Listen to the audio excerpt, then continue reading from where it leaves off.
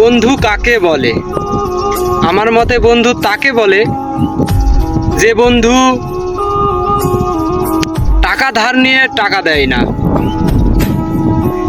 যে বন্ধু একবার টাকা পেয়ে গেলে আর তার সাথে দেখা করে না,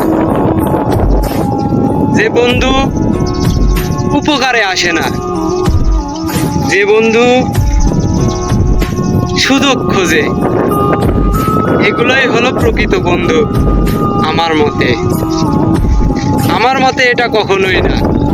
আমার মতে যেটা, যে বন্ধু কষ্ট বুঝবে, যে বন্ধু দুঃখের সময় গাছের মতো শক্ত হয়ে পাশে দাঁড়িয়ে থাকবে, যে বন্ধু ভালো কাজে সহানুভূতি দিবে, সেই হলো প্রকৃত বন্ধু।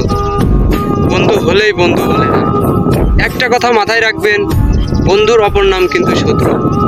আমার এইটুকু বয়সে আমি অনেক দেখেছি কিভাবে বন্ধু বন্ধুর ক্ষতি করে, এটা বাস্তব।